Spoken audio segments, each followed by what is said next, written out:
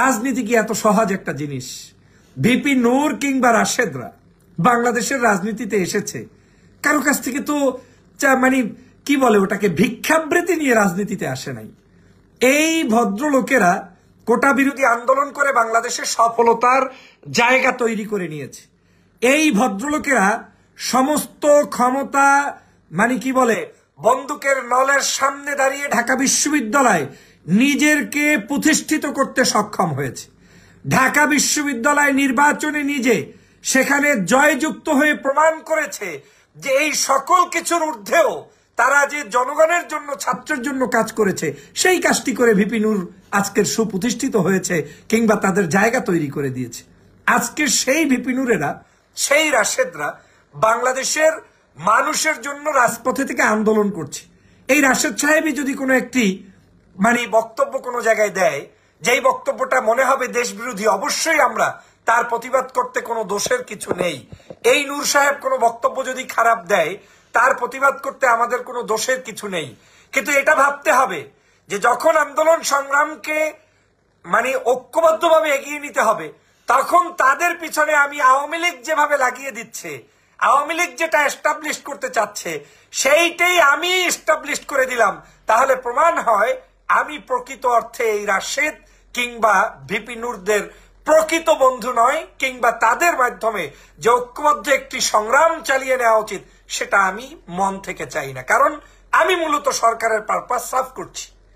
এটা বুঝতে আর কোনো অপেক্ষা থাকতে হবে না। ভিপি নূরকে বাংলাদেশের আমি বারবার চ্যালেঞ্জ করে বলেছি, মেহেদী সাফাদি ইস্যু ক্রিয়েট করেছে কে? এই ফ্যাসিবাদী শেখ হাসিনা করেছে। এখন আপনার কাছে আমি বলতে পারি, যদি মেহেদী সাফাদির সাথে ভিপি নূরের বৈঠকও হয়ে থাকে, সেই বৈঠকের তাৎপর্য আর শেখ হাসিনা পাসপোর্টে যে ইসরায়েল শব্দ উঠিয়ে নিয়েছে, তুলিয়ে নিয়েছে, তার তাৎপর্য আপনাকে বিশ্লেষণ করতে হবে। একদিকে প্যালেস্টাইনের পক্ষে মিছিল দেয়, অন্যদিকে ইসরায়েল থেকে মেশিন এনে বাংলাদেশের মানুষের ভোটাধিকার হরণ, আপনার পার্সোনাল লাইফস্টাইল হরণ, সবকিছু ধ্বংস করছে শেখ হাসিনা। তাহলে আপনি কি ওই মিছিল বিশ্বাস করবেন, না তলে তলে তার সাথে শেখ হাসিনার যে এগ্রিমেন্ট হয়েছে সেটা আপনি বিশ্বাস করবেন?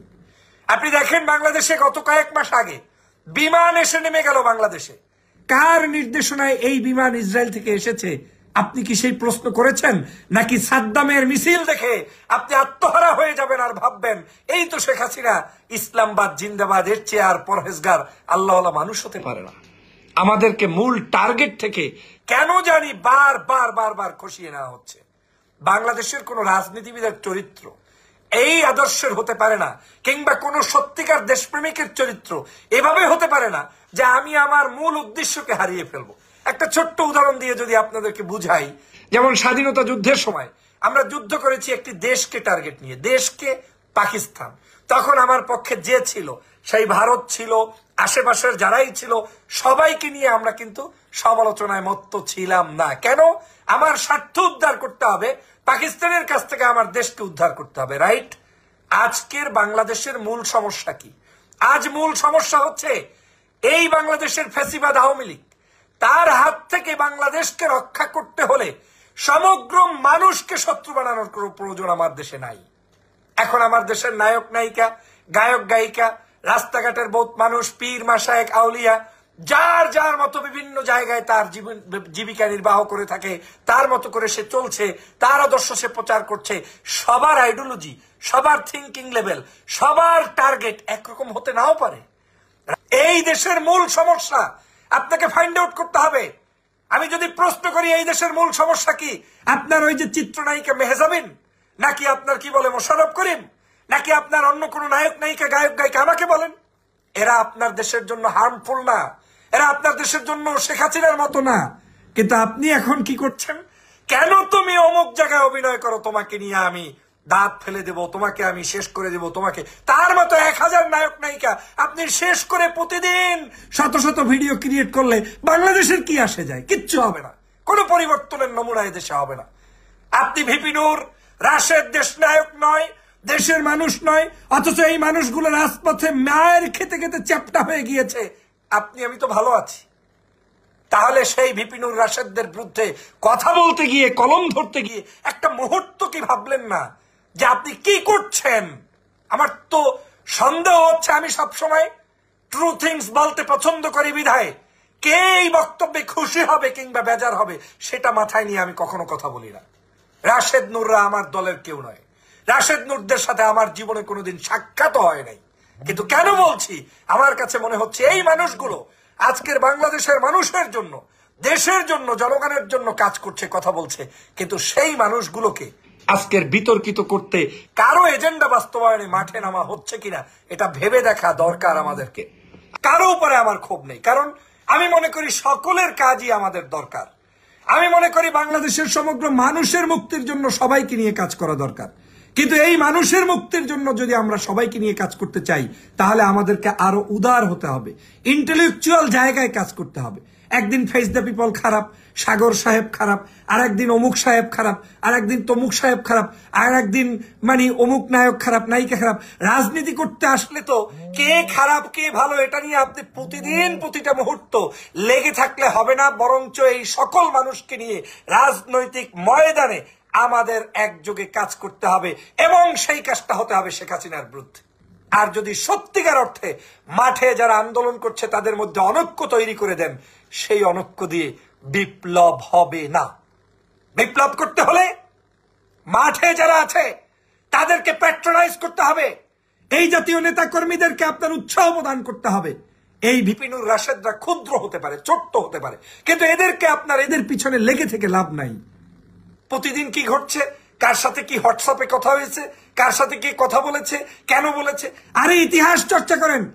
আপনিও যদি আপনার ব্যাকগ্রাউন্ডে যান, আমি একটা স্ট্যাটাস দেখলাম এক ভদ্রলোকের, ইউটিউবের বিশিষ্ট একজন ব্যক্তি, তার স্ট্যাটাসে যে আমার সাথে সম্পর্কিত অমুক ডিজিএফআই সাবেক সদস্য, তাদের সাথে পরিচয় করিয়ে দিয়েছিলাম, এই করেছিলাম, তাহলে আপনিই তো সেখানে সংযুক্ত একজন ব্যক্তি।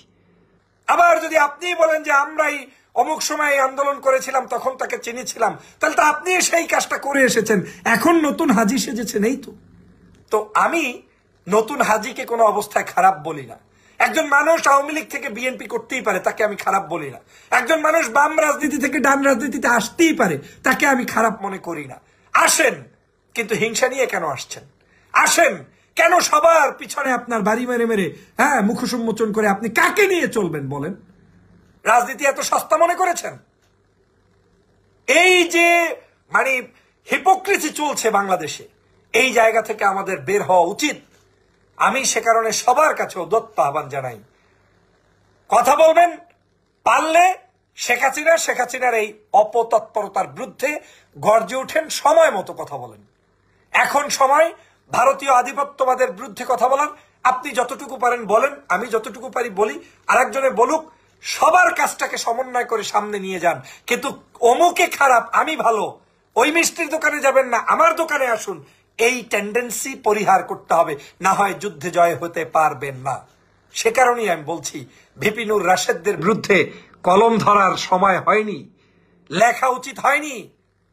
আর্টিকেল লিখে দিলেই সমাধান হয়ে যায় না, এভাবে করবেন না। কিংবা এইরকম আরো যারা কাজ করছে মাঠে ময়দানে, কারো বিরুদ্ধে আপনি লিখে লাভ নাই। শুধু শুধু লেখে লেখে আন্দোলনগুলোকে একেবারে বুমেরাং করে দিচ্ছেন কেন?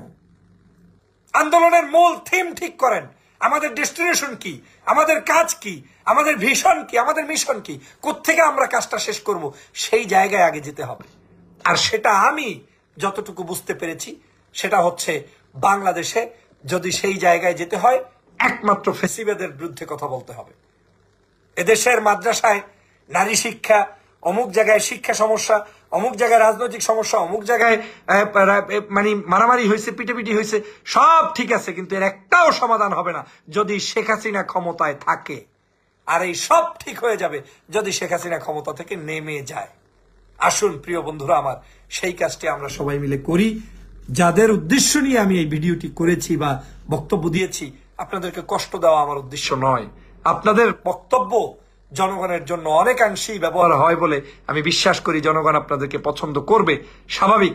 কিন্তু কোন অবস্থায় মনে রাখবেন, নিজেদের মধ্যে নিজেদের মানুষদেরকে শেষ করে দেওয়ার পায় তারা করবেন না। সবাই ভালো থাকবেন, সুস্থ থাকবেন। আমি গণ অধিকার পরিষদের এই ভিপিনুর রাশেদরা যতদিন দেশের পক্ষে থাকবে, মানবতার পক্ষে থাকবে, জনগণের পক্ষে থাকবে, ততদিন তাদের পক্ষেও বক্তব্য দিব। সে আমার দলের না হলেও আর যদি এরা দেশের জন্য অমঙ্গল হয় তাহলে আমরা তাদের পক্ষে থাকবো না। সেটা আবার আমার চরিত্র থেকেই আপনারা দেখতে পারবেন।